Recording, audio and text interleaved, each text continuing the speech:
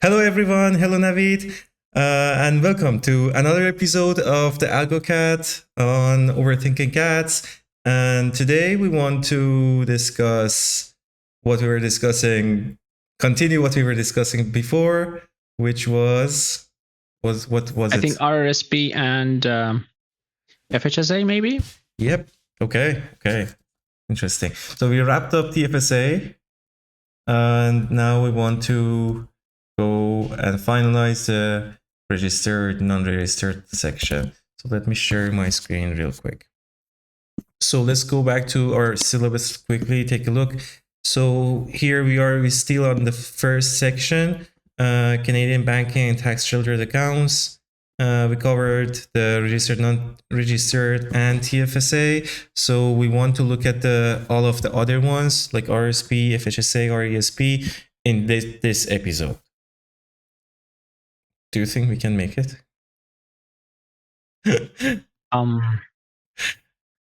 don't know. We did we work on RRSP or not? I completely forgot about. I don't think so.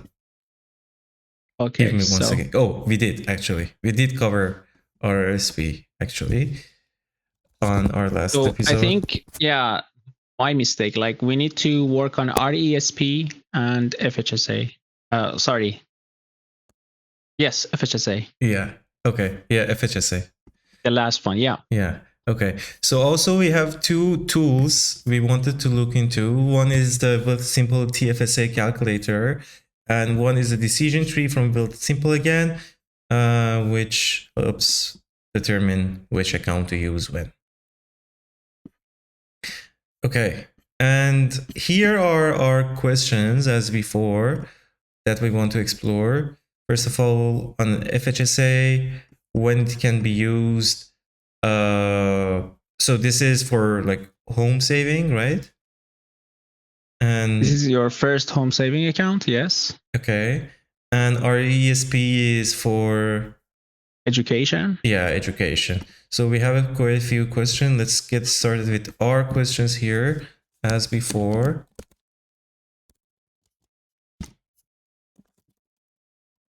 Let's move on to say and our ESP. So one thing I want to try is previously we used on Claude the explanatory mode, which gave like very educational responses for learning and everything. Do you suggest we continue with this or like we stick to the normal one? I think normal would be enough for us. Okay. And also I have like, we are using the latest Claude, like they just released a new version of it, which is like so much better than everything else. And I don't think we need, for now, we need the extended reasoning. So I think right now normal mode is just, let's continue with her. Sounds good. Okay. So FHSA is, as the name suggests, first home savings account, first time probably home savings account. And it was introduced in 2023. Oh, really? Really new.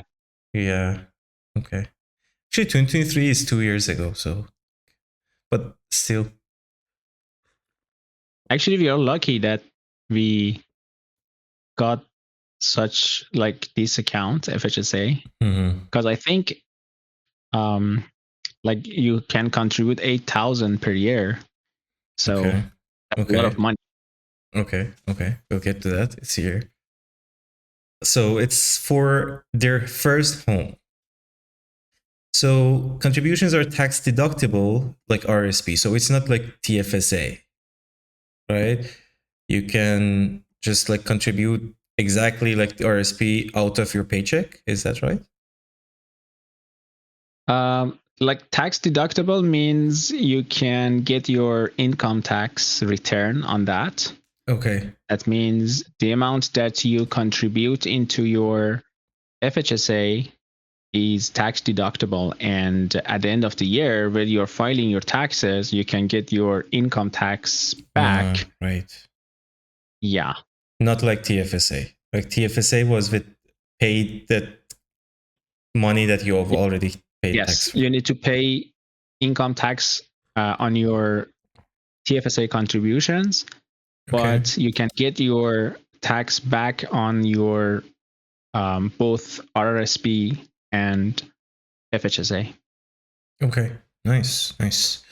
So, and like with it's tax free any withdrawal for eligible home purchases. And I don't know what eligible, like, what are the criteria? Probably it gets into that. Maybe. Do you know?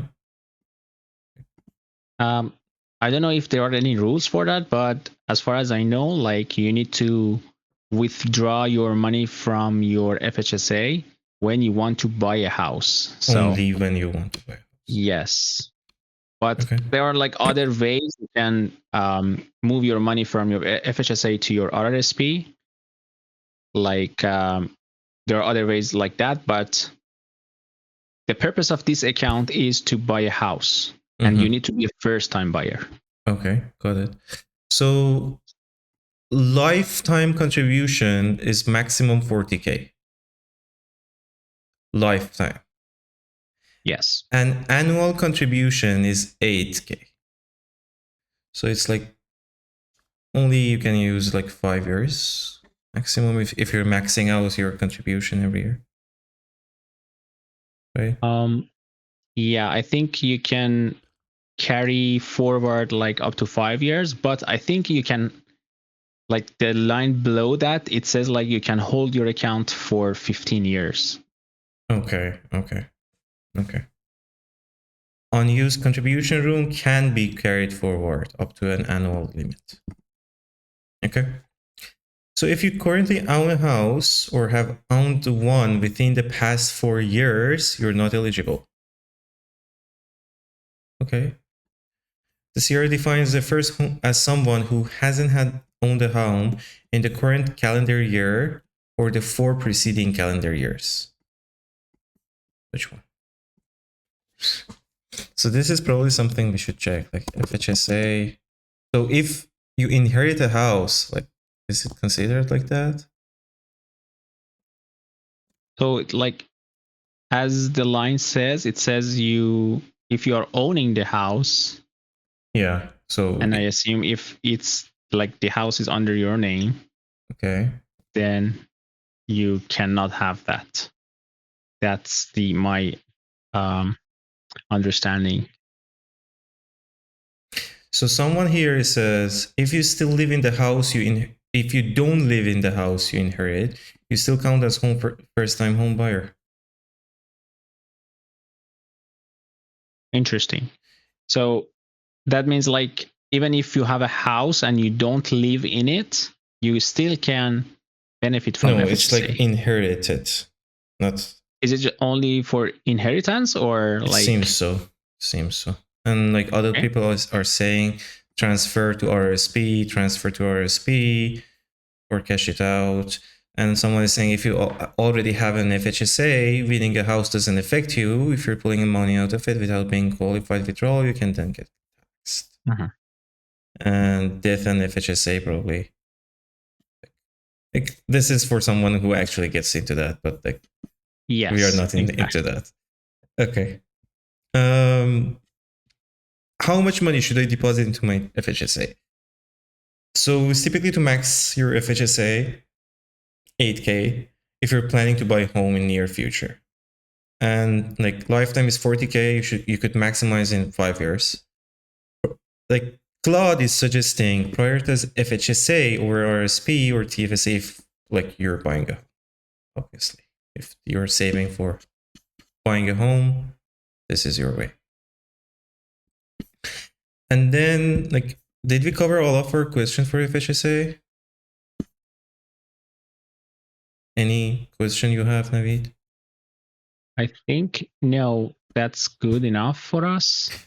I'm just gonna ask, write a few questions here. What is considered an eligible home purchase? Okay. Any other question? Oh. I think I'm good. Okay, let's keep that. Let's continue to RESP, Registered Education Savings Plan. Okay. So RESP is a registered account for a child's post-secondary education. So like, Yes. okay, so not for yourself. No. It's for your children. Okay. So and it is also like for post-secondary education. Oh, okay. Contribution are not tax deductible. So like it is like FHSA. No. Sorry, like it is like TFSA, not like FHSA. Investment grows tax free. Withdrawal for education are taxed in the student's hands. What? Withdrawal for education are taxed in the student's hands. So someone basically is paying the tax? So I think the student is paying the tax when he or she wants to withdraw the money, but considering you are a student, they're gonna be like very low in tax, I guess, or even you, because you don't get that much money, you don't have that much income, you're gonna pay a very, very low. So your child is gonna pay the tax, but like they're gonna have a better time paying the tax. Yeah, it's better than the parents, right? Because parents mostly like they are employed, they are full-time employed, they get higher than a student. So that makes sense. Okay. So then it says government grants, Canada Education Savings Grant matches 20% of contribution up to $500 per year. So it means like whatever you put there, it puts 20% addition just for free. Yeah, additional. They match your like 20% for your, yeah. And like there are additional grants as well. So then our next question is, does RRSP need to be only for yourself or dependent? You can set it up for individual plans for one beneficiary who doesn't need to be related to you.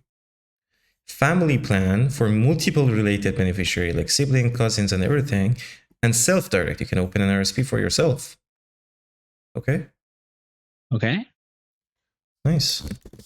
Can you open, just let's fact check this. Yeah. I didn't know that you can open it for yourself. Can you open RESP? I mean, like, what's the point of that? You want to learn, yeah. Like, for example, like, yeah, but you want to continue your learnings and like get another master's. Are you like paying the tax on the withdrawal? I don't know. I don't know. Anyways.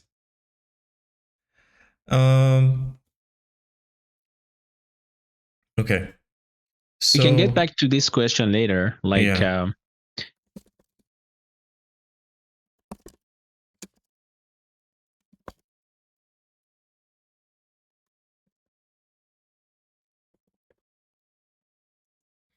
So what is considered an education to qualify? Universities and colleges in Canada and also international institutes, trade schools, CEGEP, which I don't know, stands for a publicly funded college providing general, professional, academic, or a mix of programs. That's something for Quebec. Quebec, okay. Yep. Part-time studies, okay. Distance education, like for example, you want to do a master's while you're working full-time. So an MBA, for example. Distance education online programs, Coursera. Programs must generally be at least 3 consecutive weeks with 10 plus hours per week. Okay. And another question, RESP for learning abroad, FHSA, buying a house abroad, does that count? RSP, yes, you can use for qualifying international educations. And you should get a degree or diploma or whatever. FHSA, no, like you can only buy home in Canada. What other questions? Can you do trading in all these accounts? Yep, all of them are registered accounts. You can do anything with them. What is this? The CRA may scrutinize frequent trading in any registered account. What does that mean? Like frequent trading, I think that would be something like daily trading. Day trading might be considered business. Oh, each account has its intended purpose. Okay, like this is really a thing. What is considered day trading in this context? And how do I avoid it? I don't know. So for contributing directly from paycheck, changing tax bracket, RRSP, FHSA, yes. So as we saw above, it's payroll deduction. And as Naveed mentioned, you're going to get the money back. RESP, TFSA, no, like they're after tax dollars. Can I transfer money between RSP, FHSA, or RESP? RRSP to FHSA, yes, you can, like as long as it's under the limit, it's tax free. FHSA to RRSP, if you don't use it for a home purchase, you can transfer the full amount to RRSP without tax consequences and without affecting RRSP contribution rule. RESP to RRSP only if the RESP has been open for at least 10 years. Wow. The beneficiary isn't pursuing education, and you have RSP contribution. Okay. Limited to 50K. Okay, cool. So any other questions except these 3? So I think like the most interesting question is the last one. What is considered daily trading? Yeah, let's get to that. Eligible home purchases, let's quickly review property type. Like it should be apartment or condo or homes or houses and everything. Location in Canada.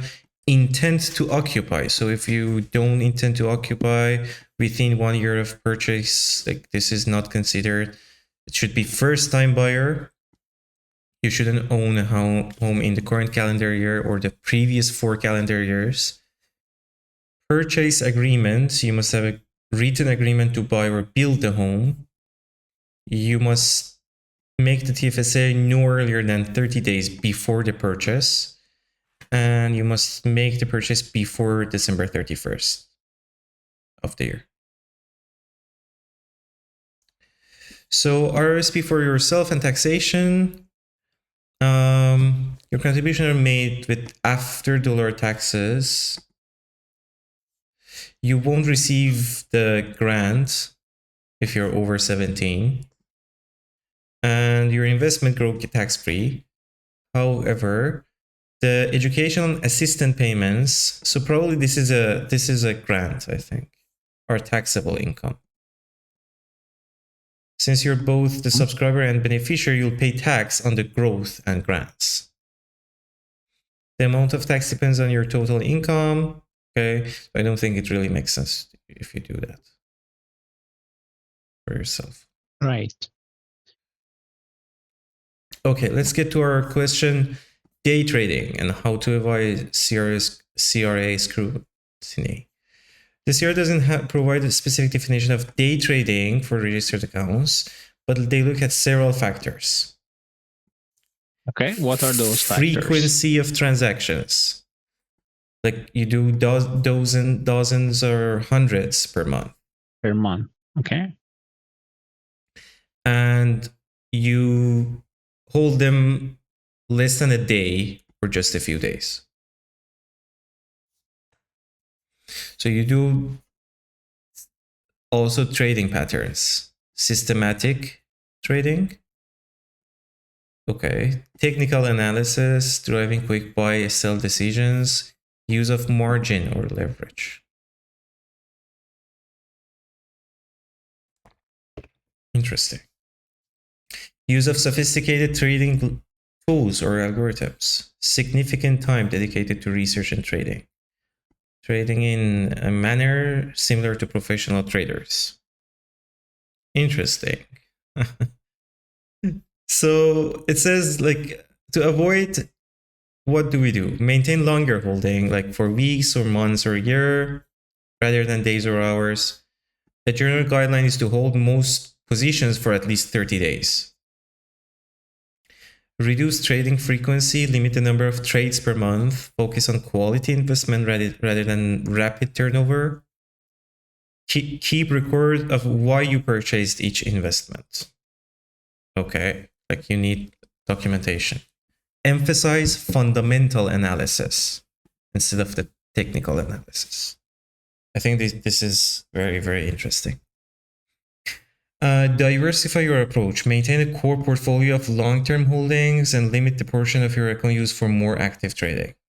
So for algorithmic trading, design algorithms that favor longer holding periods, focus on rebalancing, dividend capture, or tax loss harvesting rather than high frequency strategies. I didn't get any of that. Me neither. Okay. Consider implementing your most active strategies in non-registered accounts. And it's saying if you're developing algorithmic trading tools, you might want to test more active strategies in a non-registered account where business income treatment, while still having tax implications, doesn't violate the terms of your registered accounts. Very, very interesting. These are actually so, like, we need to consider these if we want to do like algo trading. And if you have that intention, you should pay attention to all of these rules. But like, still, maybe you want to do algo trading and you're gonna keep that in your marginal account and not in your registered accounts, so that you can pay tax on your gains. And that would be, I think that would be more than enough for you to do that, because when you're doing algo trading, like, you know that you're going to pay taxes, right? So it doesn't make sense to keep that in your registered accounts. This was interesting. This was very, very interesting for me. So, like, this is also from Fidelity, like one of the greatest companies in the area. What is considered day trading in a TFSA, and frequency of transactions, period of ownership, knowledge of securities market. The taxpayer has some knowledge of or experience in the securities market. I don't know what is securities market. Security transactions form a part of taxpayers' ordinary business. Time spent financing, our finance primarily our margin.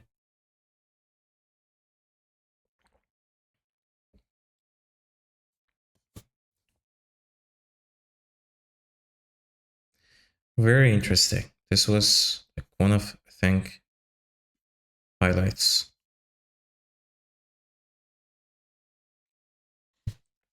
Okay. Any point, Navid? All good, I guess. What's our time? Yeah, like,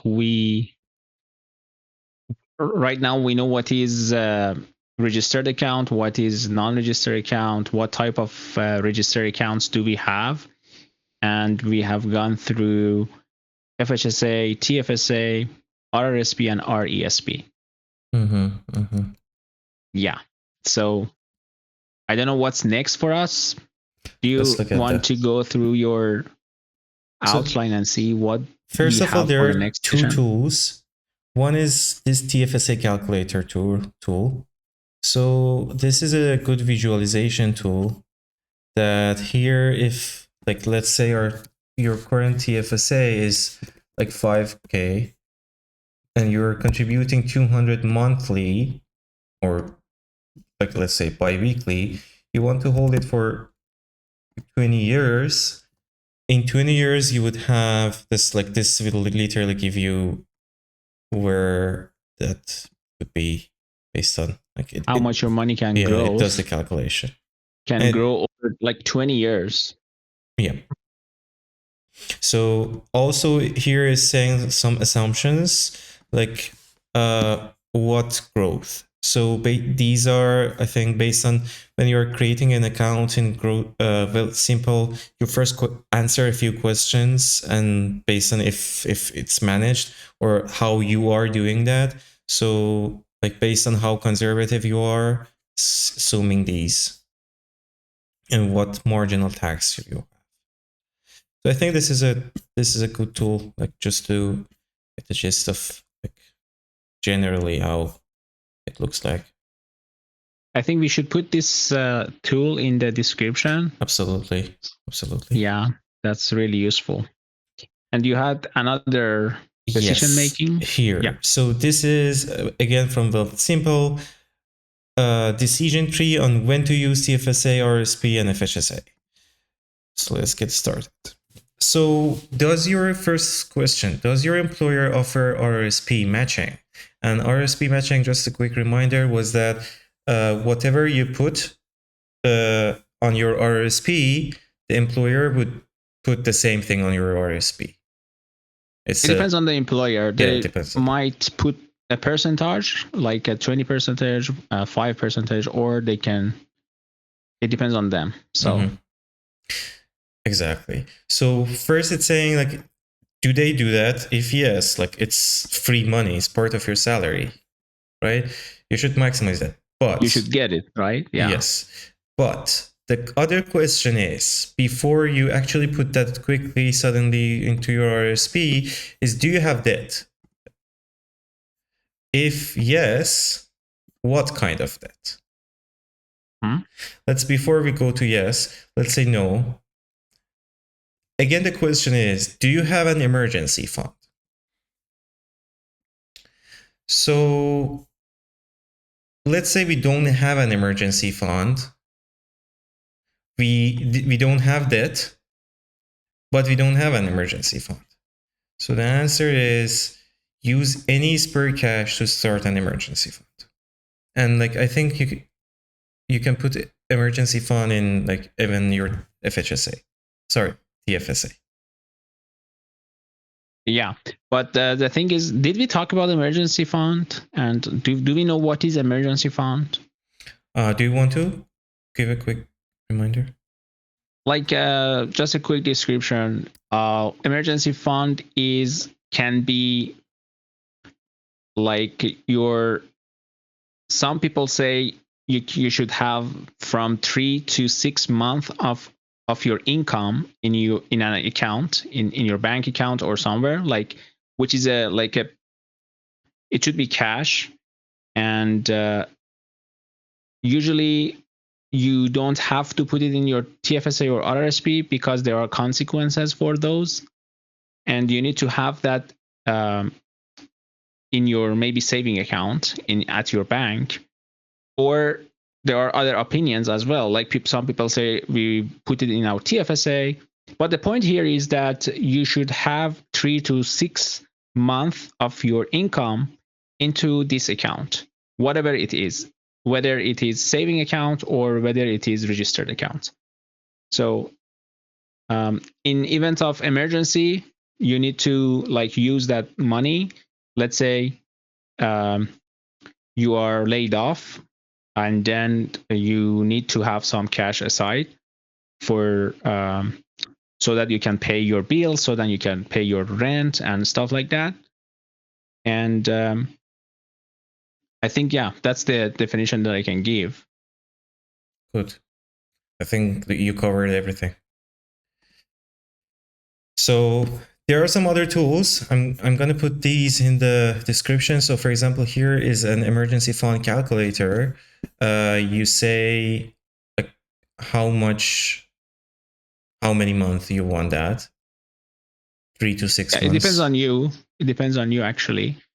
Yeah, but like 6 months would be enough for emergency fund. Exactly. And like you can add your housing expenses, transportation expenses, like food and like these things, and loans, your debt, and like you can calculate it. And like the Canadian government also has a website, has a web page on like they also have some resources here on how to do budget planning and everything. So again, the Canadian website has a budget planner, you can use it. So I think that's also another good tool. So cool. coming Let's back get back to that decision making. So what kind of, let's go back here. Do you have a debt? Yes. What kind of debt it is? Is it high interest debt like credit cards, or low interest debt like mortgage? So if high interest, use any spare cash to eliminate this higher interest debt. If it's low interest and you have an emergency fund, then what are you saving for? Is it short-term, home, or retirement? Let's say it's short-term. Comes down here, contribute to a TFSA. Once maxed out, start RSP. If it's a home, is it your first home? If it is, contribute to an FHSA. You'll have save taxes when you put money in there. And if you don't buy a home, you can roll the money into your RSP. Once your FHSA is maxed out, head back to the chart. And back there. Then the question is, do you earn more than 50,000 per year? If yes, the other question is, do you earn more than 110K per year? If again is yes, when the time comes to withdraw your funds, do you expect your income to be higher than it is today or lower than it is today? If higher, contribute to FHSA. If lower, RRSP. Let's come back here. If you don't earn more than 110 per year, do you anticipate that your annual income will be more than 110K per year in the next 3 years? If no, then it comes here. Or if yes, comes down to TFSA. And then coming back here, is it your first time home? The answer is no. Put it in your TFSA. And if the other case is you're saving for retirement, do you own a home? Like first get a home. If you don't, like go the rest of the things here. This is a very interesting tool. I guess everyone should use that. So we're gonna also put the link of this in the description for our audience to use. Exactly. Okay. All right. Awesome. And we finally covered the week 1 to 2 in like 4 weeks. But I think we covered a lot of things, and we right now have a kind of a solid understanding of like the banking and taxes and everything, and ready to get started into terms and tools and actually getting our hands dirty with like these. What are the different definitions? Like what are the different types of them? What are the different charts? Like metrics and everything, and we'll try to do a project as well here. Super exciting. Yep. Okay. Anything you want to add, Navid? I think no, we have done a great job until here, and I look forward for the next session. Thank you. Thank you, everyone. See you next week. Bye. See ya.